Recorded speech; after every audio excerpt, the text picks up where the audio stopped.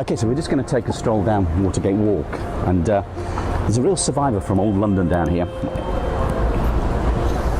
First of all, there's a fantastic little wine bar here called Gordon's Wine Bar, and it's all old arches, all candlelit. Really is very, very atmospheric.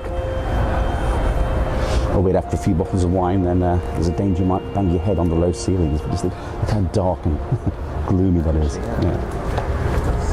Well, a lot of civil servants come there now. It's a very favourite place for them. But this is called Watergate Walk because the River Thames, up until the 1860s, the River Thames used to come all the way up to this area here. And this used to be Buckingham House. And what we have here is the whole Watergate for the house. Because they would row up here, did they? They'd row up, yeah, they'd row. Well, people travelled on the river. They didn't.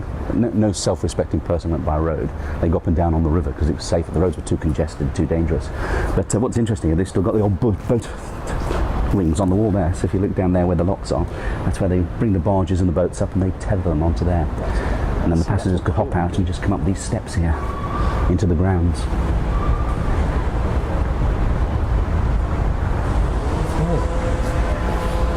So you can see the difference in the height.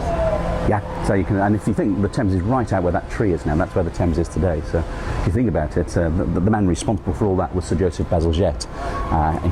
It came about because, well, London had a sewage system emptied direct into the River Thames. What happened in 1851 was we had the Great Exhibition, which introduced a lot of Londoners to the latest must-have household appliance, and that was the flushing toilet. So these flushing toilets that went into the houses were all flushing the sewage into a sewer system that was adapted for the medieval period. It wasn't really a modern sewage system. It all ended up in the River Thames, and so the River Thames stank. It was such a foul river. Then in 1858 we had a really hot summer, and the Thames dried up from bank to bank, and it just left this horrible flat of green slime behind. And it said you could smell London from as far away as Oxford if the wind was in the right direction, because it was obnoxious. But it affected Parliament as well, because they just moved into the newly opened Houses of Parliament, and they dipped their curtains and all sorts of things to try and waft off the smell. But when they were affected, they decided that they had to do something about it. So they actually commissioned the Ministry of Works to spare no expense in righting the wrong.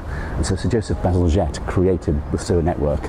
And what this embankment here is for is to actually carry the main sewer from Westminster and carry all the sewage downriver and out into sort of the pumping stations to the east of London. So that's effectively built to disguise a massive sewer. Because it was an instant effect on London, it actually ended the cholera epidemics completely.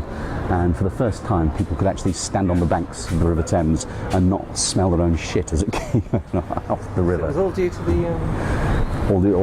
All due to the sewage, yeah. Because if you think about the 19th century, when we went into the 19th century, London's population, it was big, but it wasn't that big. But then with the Industrial Revolution and the Agricultural Revolution, people were thrown off the lands and thrown into the cities. And so London's population just began to increase dramatically. And they were all still dependent on what was effectively a medieval sewage system. So, which is being pulled out now. They're repairing it all now. And if you think about it, what Bazalgette's from the 1860s, it survived really up until today. So it really was he insisted he was only ever going to use the best materials, wasn't going to cut costs.